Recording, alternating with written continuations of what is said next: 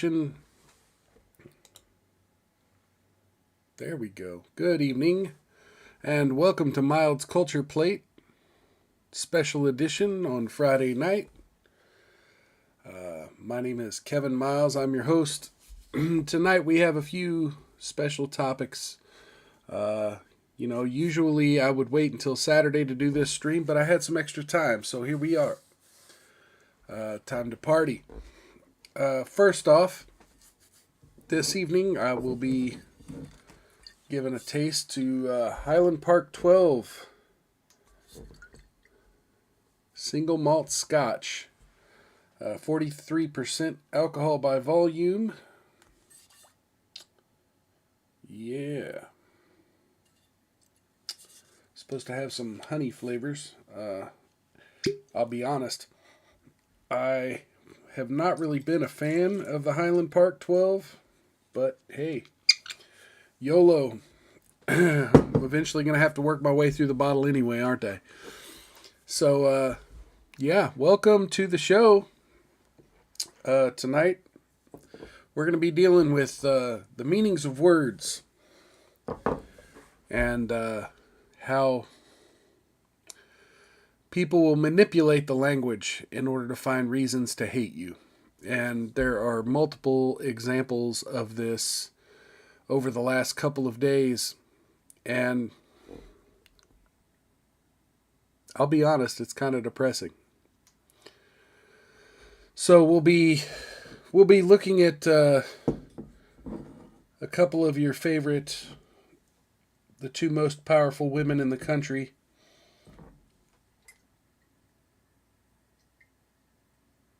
Oh, interesting. You know, that is a pretty bottle, though. I mean, I just noticed there's... Yeah, anyway. Sorry. Got a little distracted there. Yeah, the two most powerful women in the country being just blatantly racist over the last couple days. And there was an interesting interview on Sky News between Piers Morgan and Jordan Peterson. And in particular, toward the end of the interview, things got emotional for Jordan Peterson, and we'll cover some of that.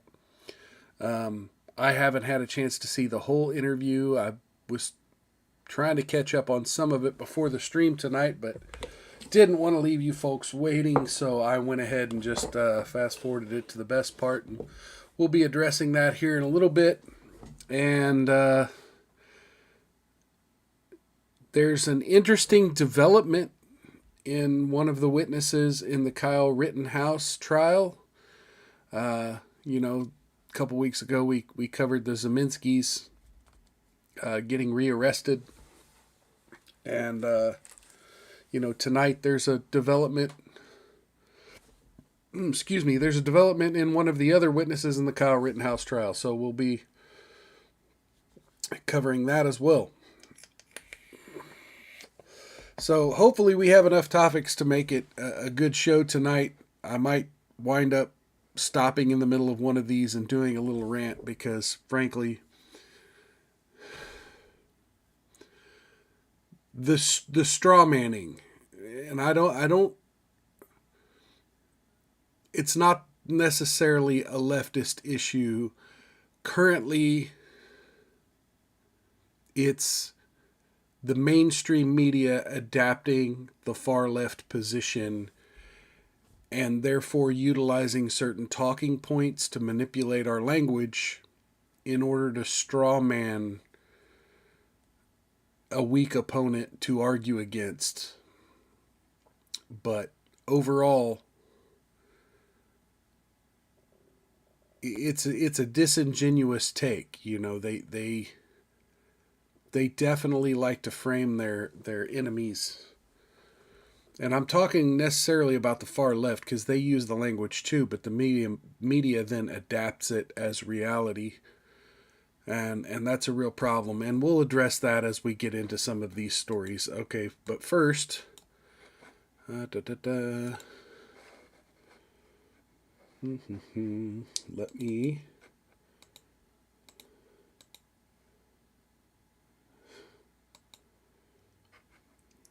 Go ahead and bring this up.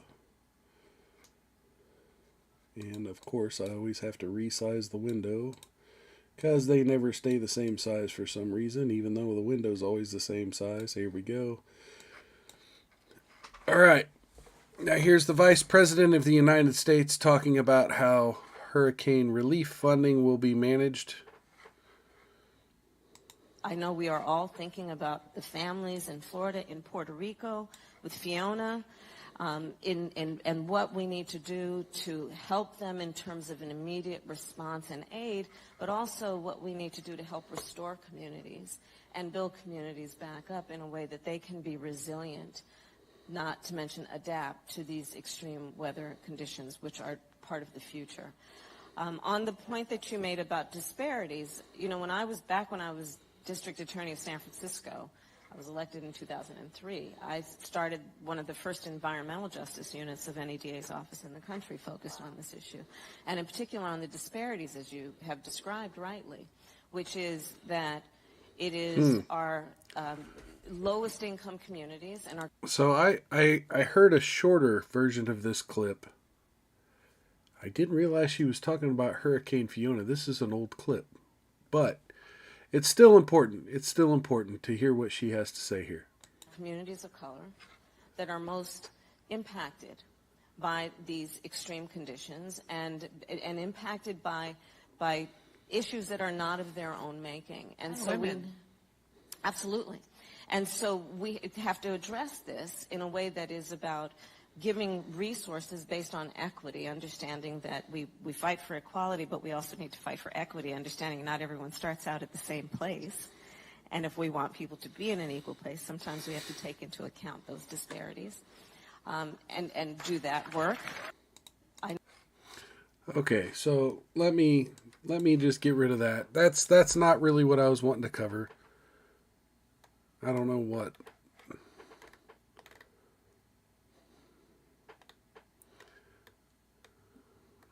Okay, but apparently there are other people saying the same thing. I don't know if that's an old clip or not. That was actually retweeted by, various right-wing outlets. That may be somewhat disinformation, but, the point is she's insinuating that disaster relief should be a race-based equity agenda. And she said some buzzwords in there. So let me go ahead and get started on my rant about buzzwords. She kind of, we need to focus on equality, but also focus on equity. Okay. Let's say you're an Asian person living in the Tampa Bay area, and this natural disaster came through. And by the grace of God, you survived, but one or two of your family members didn't. And your house was leveled to the ground. And you need to rebuild your life. But you're being told, no, there are needy Hispanic and African American communities who need the resources more than you do, and they get it first. You'll have to wait for no other reason than your skin color, for no other reason than your race.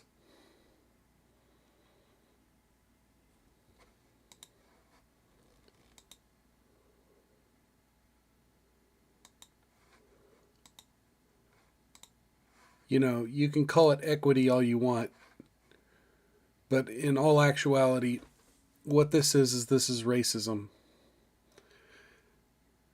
This is discrimination, plain and simple. You could put as much flowery words around it as you can. You can call it equity.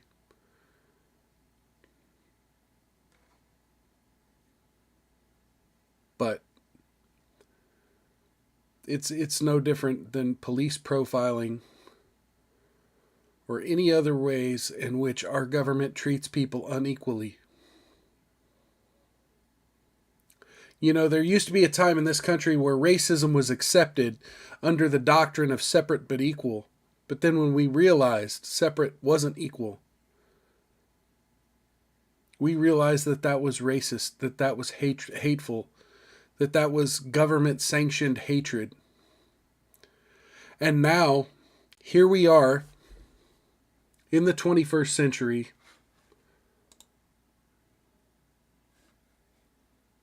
with the understanding that, well, yeah, we want equality, but what we really want is inequality. We want equity. We want to treat other people less than equal so that these people could have a better lot in life. Sure.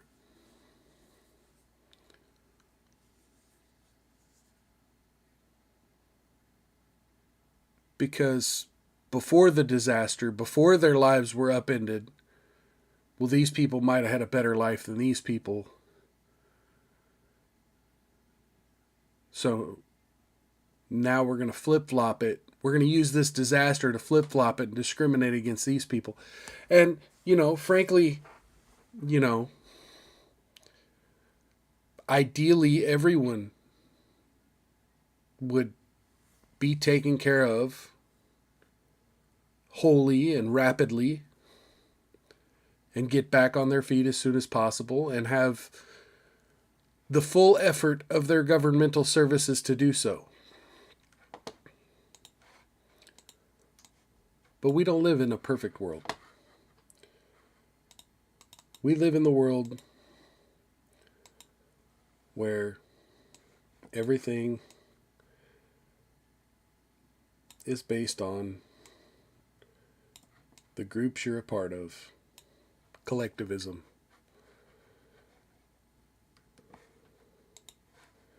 You know, we're gonna take the most powerful people in the world and we're gonna look up to them.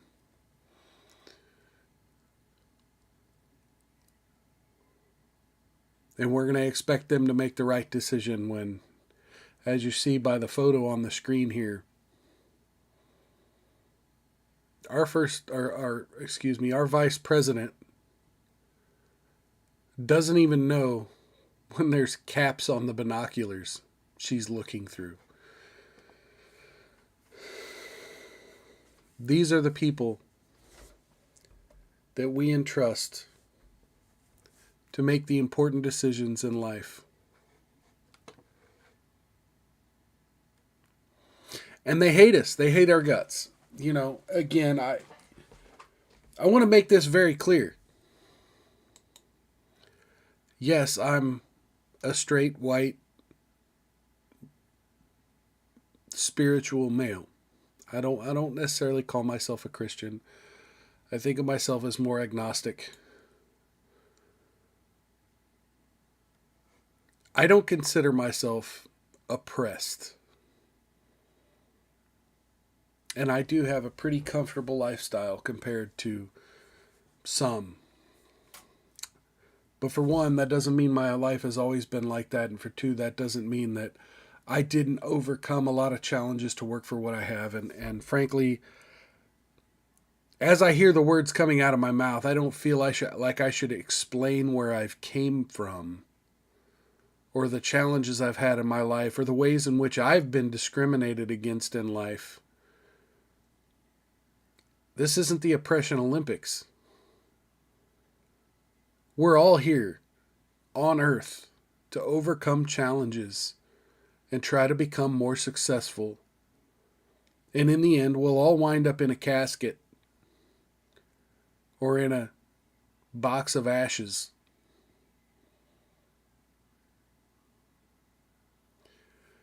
What we do with that time in between and how we rise to those challenges is an important part of life, if not the most important part of life. So,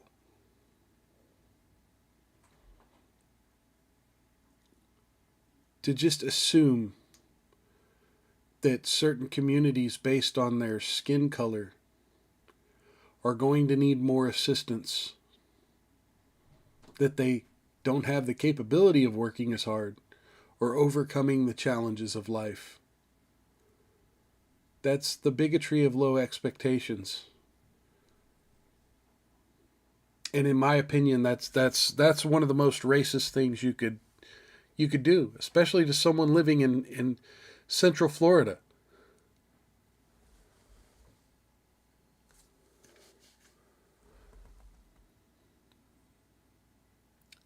You know, I understand that not every community in Florida is well off or well to do. But certainly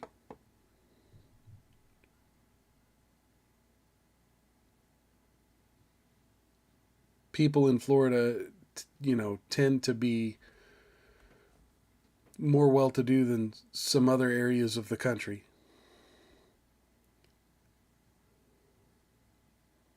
Anyway. So I want to take this moment to say, you know, to those who have lost lives, who've lost loved ones, or otherwise have faced serious tragedy and the aftermath of Hurricane Ian, here's to you.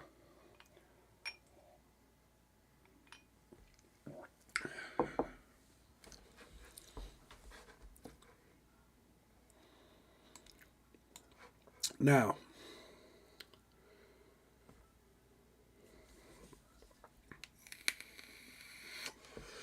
let me flip this back here to do. There we go. All right. So that's the Vice President of the United States, and again, I think that may be an old clip, but still, it should outrage people.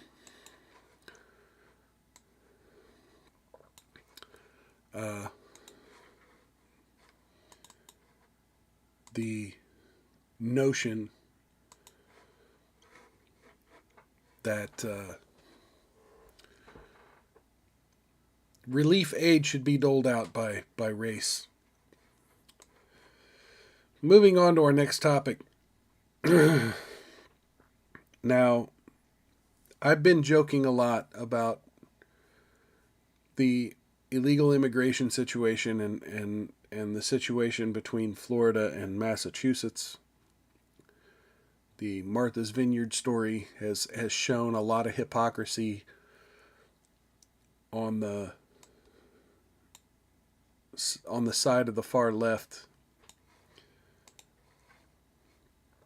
And you know, it would be, the more I laugh, the more sad I get, because unfortunately, yes, there are these immigrants who are stuck in the middle of this battle and who are being bounced around from different parts of the country.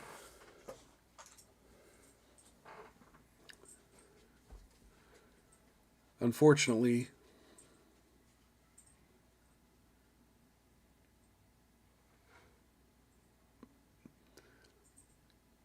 trying to find a new home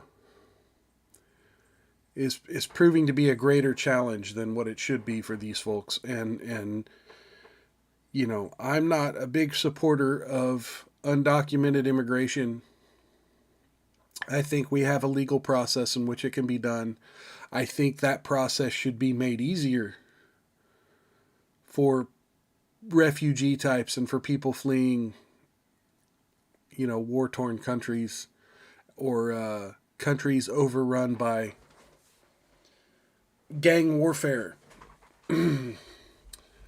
However, when they get to the United States, how we treat them is a very telling situation. It's one thing to deport someone back to where they came from. It's another thing to say that they should be used. And that brings me to Nancy Pelosi. Here's a clip that's come out in the last 48 hours. Or at least I've been made aware of it in the last 48 hours. Of Nancy Pelosi giving her advice on how we should treat immigrants. Let's listen. The fact is that we have a responsibility to secure our border. We also have a responsibility to recognize the importance of newcomers to our nation. Right now, the best thing that we can do for our economy is to have comprehensive immigration reform. We have a shortage of workers in our country. She just said almost everything I said, almost verbatim. And I heard this clip earlier today. I wasn't even thinking, I just watched it one time. So I'm not reciting what she said verbatim. To be honest, these were my fresh thoughts, right? But she almost said the same thing I just said, that how we treat them when they come into the country is important. Which, by the way, the pause isn't really treating her face very well. Look at that. Ugh. Oh. Anyway, sorry, I was distracted. So I don't disagree with anything she has said up to this point. Except for maybe that last little part of we have a shortage of workers. That's why we have a legal immigration process. And if what we need to do is take them 87,000 IRS workers that were just hired and put them in immigration processing and try to get more legal immigrants into the country to do work, I would agree with you. I would agree with you wholeheartedly. But listen to what she says next. And you see, even in Florida, some of the farmers and the growers saying, why are you shipping these immigrants up north? We need them to pick the crops down here. But that doesn't mean that we don't recognize our moral responsibility. Did you catch that? Did you catch that?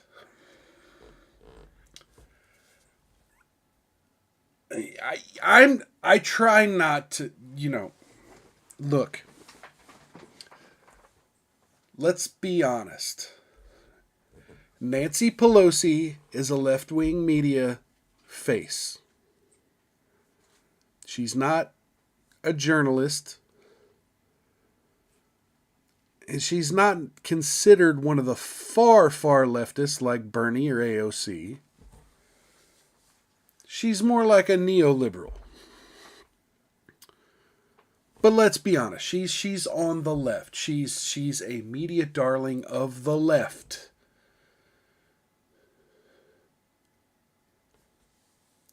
And it's their talking point that racism often occurs through dog whistles,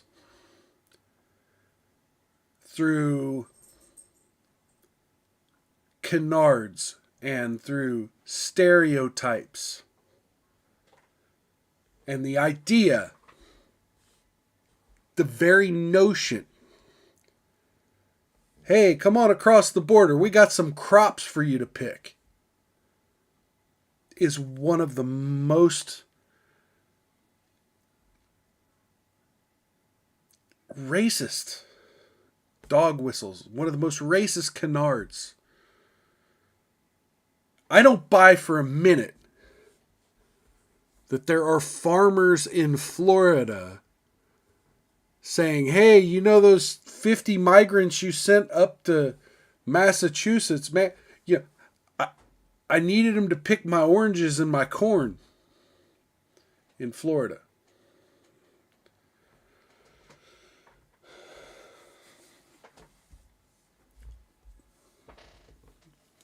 Nancy Pelosi, you're fucking racist. As well. When the president, the former, occasional occupant of the White House, The fact is that Okay, she was going to go on and talk shit on Trump, of course. Because they don't have another card, right? They don't have another card. It's Trump is bad, DeSantis bad, Orange man bad, Florida man bad, and sometimes Texas man bad, if you believe that, Abbott is one of the big three here. Nancy Pelosi, jeez. I can't believe. It's almost like all the times where they talk about straw men and they talk about, or not straw men, excuse me, where they talk about dog whistling. And they talk about, well, I know what you meant when you said X, Y, Z. You really meant this. They're coming right out and saying it. They're breathing life into the stereotype. When Roseanne Barr made an unfortunate joke about Planet of the Apes, they called her a racist. When the secretary, the government lady, I can't remember even what position she had or her name off the top of my head. The lady looked like the actress in the Planet of the Apes movie. That wasn't a racial statement.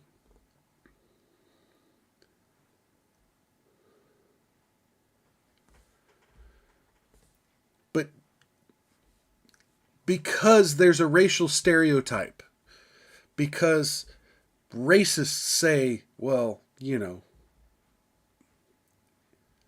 this race, monkeys represent a certain race.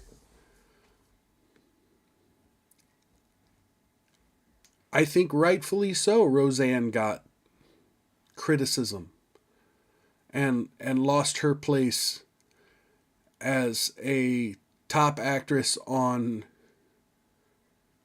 a top-rated show on a major media network. I think you have to be careful, and I try my best to be careful, but ultimately, on this program, I'm not doing this for other people. I'm not doing this for other people to pay me. I'm doing this myself. And so, as it would be different if I made a mistake versus Roseanne Barr going on a major media television show and making that joke while promoting her show on the ABC network. I think you have to be more careful than that. I don't agree with cancel culture, but it exists. And I do. I think you have to be careful when dealing with racial stereotypes. Which is why I think right now Nancy Pelosi going with the stereotype that, well,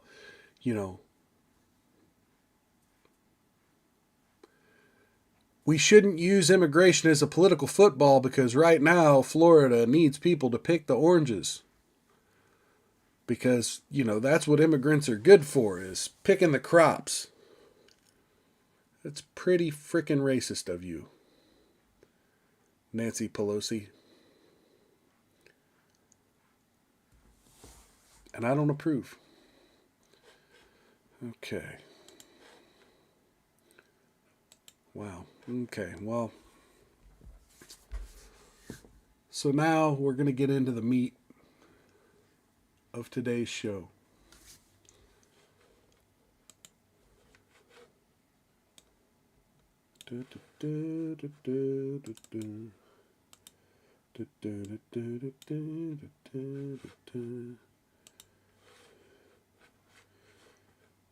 Okay, now the following is a fair use analysis of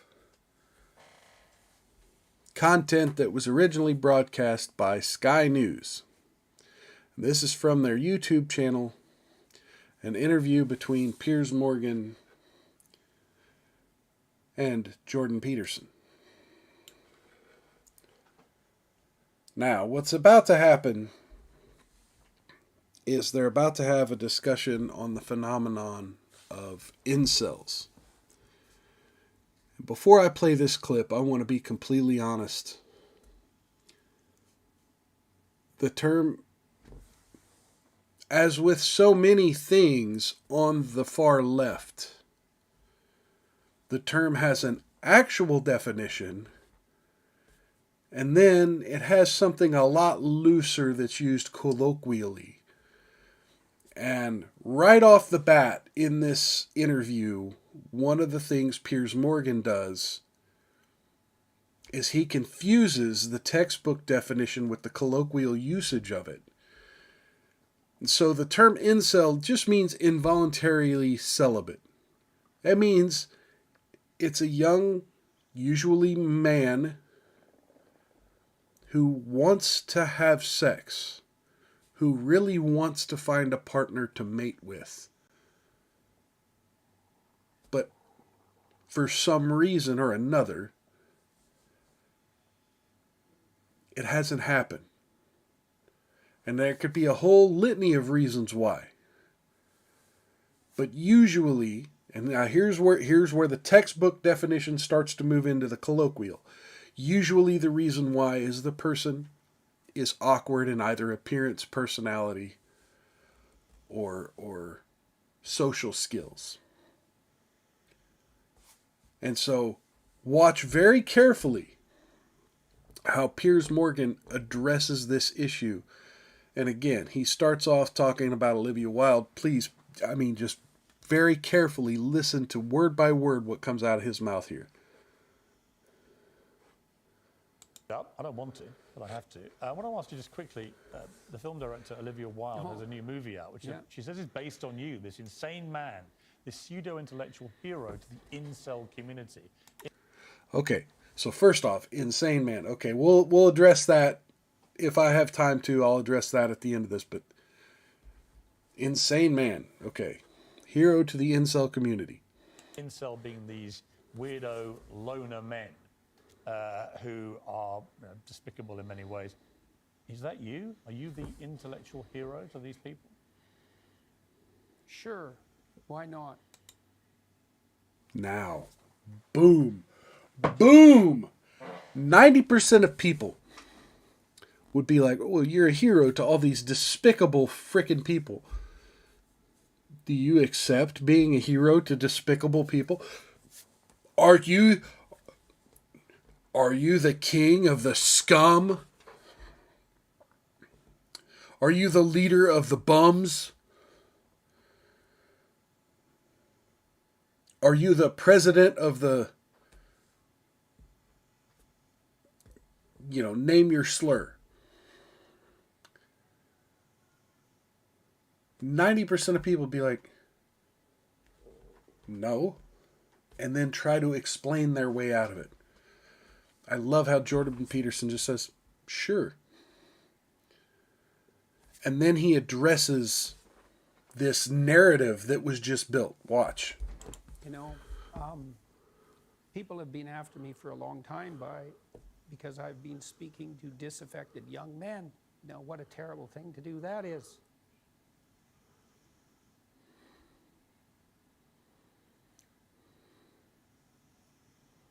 Thought the marginalized were supposed to have a voice. Okay, now let's stop right there, because Jordan Peterson just used this buzzword, marginalized. And he did it outside of the narrative. And this is probably the one mistake he makes in this entire portion of this interview.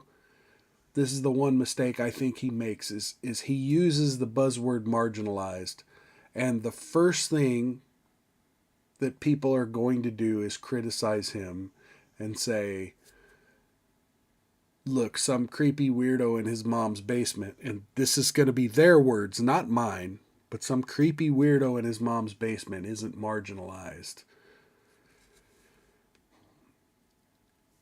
I think that idea needs expanded upon. I think he needs to express why they're marginalized. Why being a weirdo, quote unquote weirdo, or a loner isn't necessarily a person's fault. And how it's a burden society will put on an unfortunate young man. And I have a million thoughts about incels and what to do about the incel problem. Because I do think there is a serious problem with incels. Because quite frankly, I think the incel problem leads into what in my opinion is a bigger problem, and that is simpery. I think incels become simps in an attempt to overcome their loneliness. And it's a tragedy. But let's go on and let Mr. Peterson, Dr. Peterson finish. It's making you emotional to talk about it. Well, God, you know, it's very difficult to understand how demoralized people are. And certainly many young men are in that category. And you get these casual insults, these incels. What does it mean? It's like, well, these men, they don't know how to make themselves attractive to women who are very picky, and good for them. Women, like, be picky. That's your gift, man. Demand high standards from your men. Fair enough. But all these men who are alienated, it's like they're lonesome and they don't know what to do, and everyone piles abuse on them. When she said that, Olivia Wilde. Okay, I'll go back to that here in a second. So he just basically said the same thing I said, and really good. I'm glad he expanded upon the idea that they're marginalized, because it's not a young man's fault.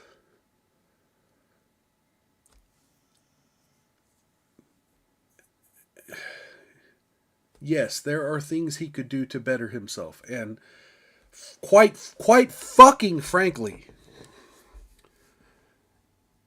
you have the MRA community and the red pill community and to a lesser degree the seduction community and the pickup artistry community.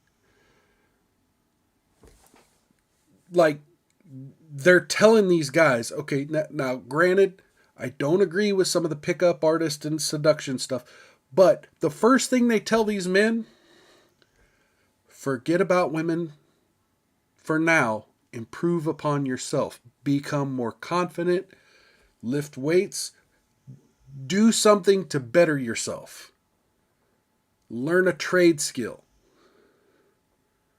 And really, that's all Jordan Peterson does, is say, you know what, before you go off trying to do all these things in the universe, focus on you. Be the best you can be. And, you know, going back 3 months ago, I had a little conversation with you folks in a video where I had a rant about responsibility. It doesn't take a lot of effort to just own yourself. We all have flaws. Look, I got a busted face. Like, my face, I know I'm not a very handsome man. But you know what? I take showers. I do try to get some exercise in between my hours of work, my hours doing this, and my hours living my real life. You know, little increments. All you got to do is try. And I know people in my life who lie about it, take shortcuts, who accept habitual behaviors as just, well, I can't. I just can't make it to work on time. I don't know. It's just another flat tire. It's just another... No, it's not. Stop it. We all have challenges in life, but how we face them is important. To make my problem everyone else's problem doesn't fix the problem. And quite frankly, I think me saying these things, Jordan Peterson saying these things, I think MRAs saying these things, it's the opposite of the narrative that we heard earlier from Kamala Harris, right? That, okay, well, you're oppressed, so obviously the solution is to give you more stuff, to give you more money, to make it to where you don't have to work as hard, because you've always had to work hard. That's not the solution for incels, and I really don't think that's the solution for most individuals to fix their life. Sadly, a lot of us have to hit rock bottom. We have to face a situation that scares us bad enough that we're unwilling to accept going deeper into that hole. Whether it be a drug overdose, whether it be getting pulled over and, having a DUI on your record and being faced with jail time, or some other traumatic experience, a lot of us, it takes one of those things to really kick our ass in gear. For some people, it's having a child. It's like, oh, I've lived irresponsibly, but now I have someone else that I've got to be straight for. To slap responsibility into a person's psyche and personality.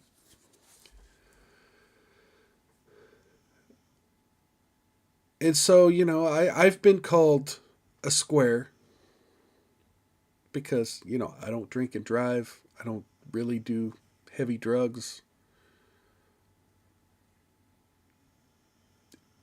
And I'm vigilant. I'm vigilant with honesty and responsibility. Because I think that's what it takes in this current world, where everyone's willing to scam and lie and manipulate. The important thing to do is vigilant honesty.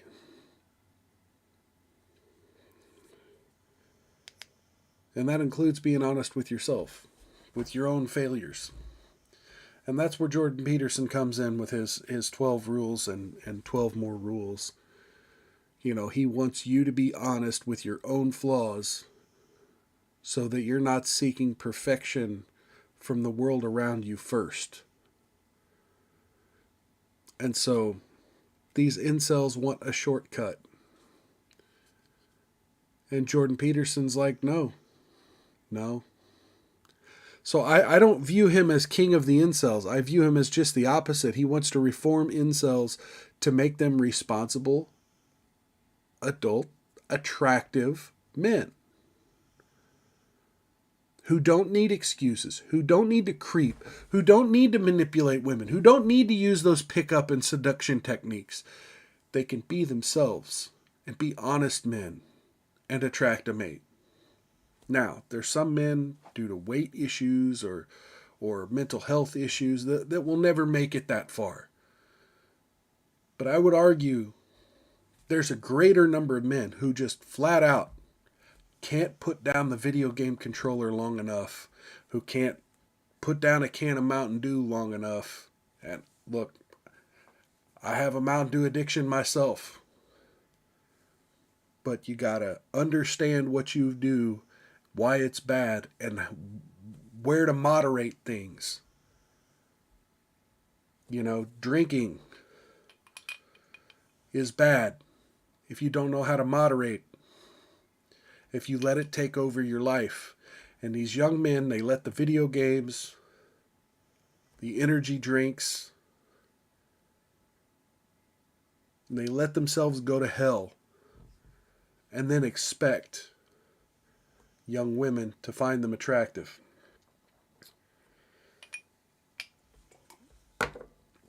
Back to Jordan. don't know what to do, and everyone piles abuse on them. When she said that, Olivia Wilde, it stung you, didn't it? I saw the Oh, by reaction. that time, that as far as critiques go, that was kind of low level. I mean, once I got painted as Red Skull, magical super Nazi, that was kind of the end of the insults. There's no place past that.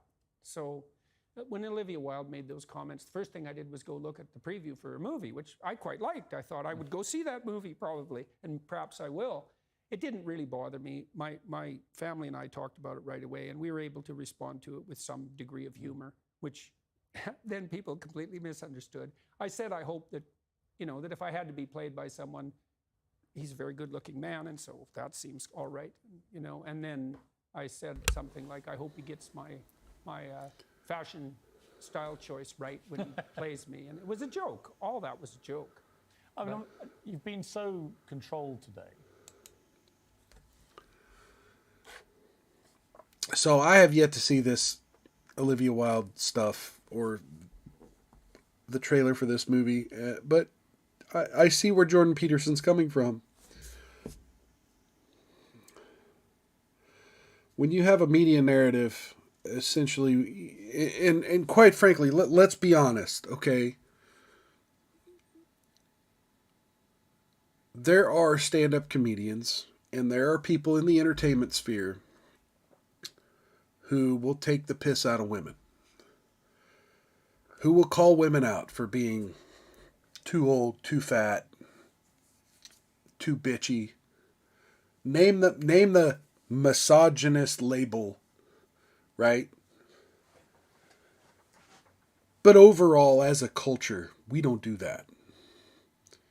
You don't do that. Especially if you have a young woman who's struggling. Not even just women, but women, LGBT folks. You have the racial aspect. You don't take a young person who's struggling with their place in life, struggling with their identity, struggling with becoming a more successful, more responsible person, and just berate them for who they are. It's one thing to do the thing earlier with the stereotypes, what Nancy Pelosi did. But then, if she were to take it one step further and say, well, if she were to take that next step and say that young children of immigrants, this is the life you have to look forward to. You in particular, young man, you're never going to be anything more than an orange picker, than a lettuce picker. Like, that's a lot fucking deeper. And I want to make it very clear. Right now, you could go on Twitter, click the search box, type the word incel, and boom, boom, boom, boom, boom, boom, boom, boom. You'll have people all day, every day. That's the go-to insult. And I specifically argue that this slur, and let's be honest, it's a fucking slur. This slur incel is just the new version of the same old slur we've heard for 50 years. It's the new version for the new era, right? Because, let's be honest, non-masculine men have always been looked at as not socially savory. And so that's all the term really means. That's the colloquial usage. The colloquial definition I was talking about earlier is it's directed at men to call them non-masculine. It's the same as the word pussy was used 20 years ago, but now pussy's a beautiful thing because of feminism. Pussy's not a bad thing. Pussy's a beautiful thing. So we don't use that word anymore in reference to non-masculinity. You know, what's the whole meme from 5 years ago? You know, pussies are rough and tough, you know.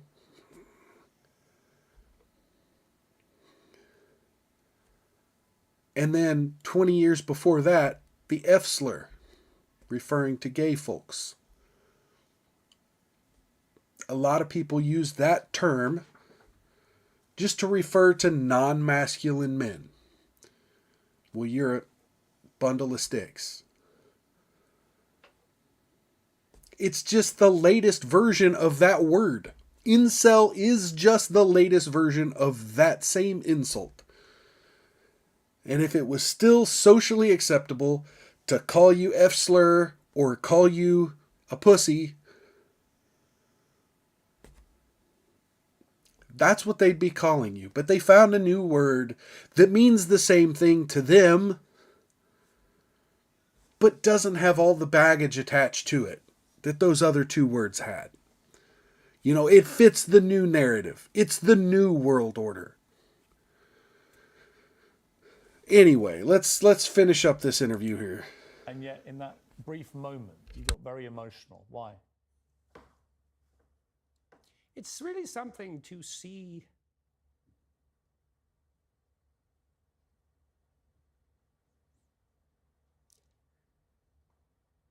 constantly how many people are dying for lack of an encouraging word.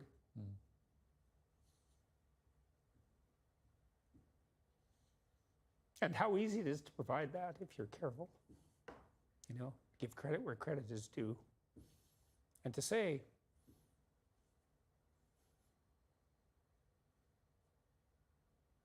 you're a net force for good if you want to be. Do you believe you're a net force for good? Net, yes. In all the details, probably not. You know, no one's perfect.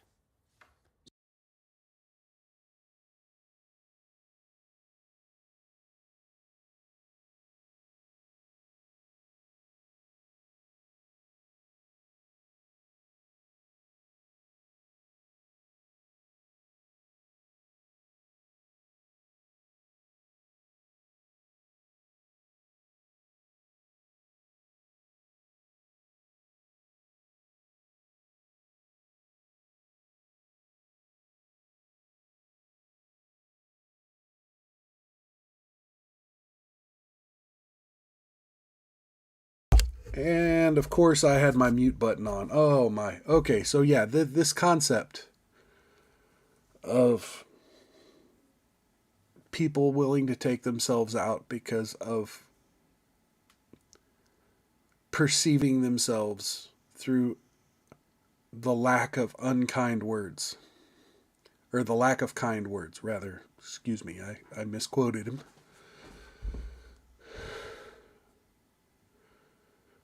This brings me to another narrative. You know, we have this notion that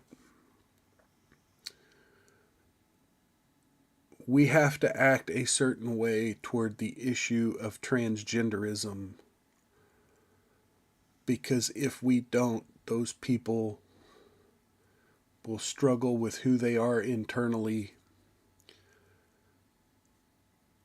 and feel like they'll never be a whole person, and therefore they might take a very tragic way out of their problem. I think what Mr. Peterson here just said, Dr. Peterson, excuse me, just said, really shows, in my opinion, a big part of that narrative. He's applying it to incels or young disaffected men who maybe just needed a little bit of encouragement, who needed a little bit of kind words. I want to know how many young people, and quite frankly, I'm not going to get wrapped up in the whole transgender debate, because quite frankly, it's not my fight. But I am curious how many young folks who are dealing with this issue of identity, who are dealing with this issue of feeling like something akin to normal for them in their body and in their identity display. I wonder how many of them would be cured simply by an adult, responsible person coming up to them and saying, I think you're beautiful just the way you are. And I don't think there's anything wrong with a man being feminine. I don't think there's anything wrong with a young girl liking manly things, liking being a tomboy and playing in the mud and trucks and wrestling, and I wonder how many of these children have these positive role models in their life that are willing to say, hey, my son's not a pussy. My son's not an incel. He's a valuable person who just happens to like non-masculine things. But he's still my son. And he's beautiful just the way he is. I wonder if we took those kind of approaches, if some of this internal strife to the point of, well, now you can't insult, you can't disagree, you can only affirm, because that's the only solution to the problem of LGBT self-deletions.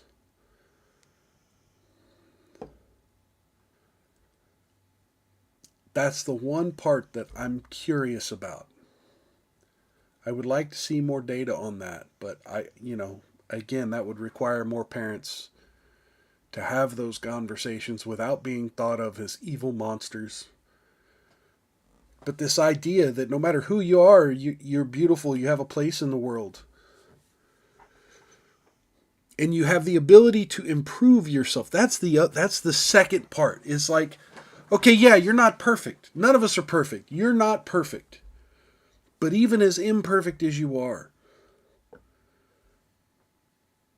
you work on yourself, you work on your environment, you try to make the world a better place and try to make yourself a better person. That goes a long fucking way. But instead, what I see is a lot of these people, they wallow in the hatred. And they get on Reddit and they get on Twitter and they lash out at the world. And that's not just an incel thing. That is a frustrated, confused young person trying to find their place in a world that they don't feel they belong to. They'll take these extreme measures. And they'll blame everyone else. When in actuality, what they really need to hear is Jordan Peterson or someone like him saying, hey, you're a worthwhile human being. Which brings me to the next narrative. The media likes to say that the right wing or conservatives don't believe trans people exist. To be honest, I'm still trying to understand what the hell that even means. We believe that people who identify a certain way exist. We don't agree with the conclusions that they've made about their life or about their biology or about the impending doom that will come to their lifestyle if the rest of the world doesn't just roll over to whatever they demand. That's the disagreement. But you as a person, I could disagree with your whole outlook on life. But I still think you as a person, you exist. You have needs and you deserve love. Anyway. So people make their mistakes as they stumble uphill. Uphill. Jordan, it's been a fascinating interview. Thank you very much. Thank you. You've got this new box set out. Yeah. Pretty happy Okay, about now. that. Jordan B. Peterson, Oh, 24 Rules for Life. 24 Rules for Life box set. All right, awesome. I might have to get that because I've been meaning to buy both of those books. I read them both on the library app. But anyway, that's all I've got for today, folks. You know.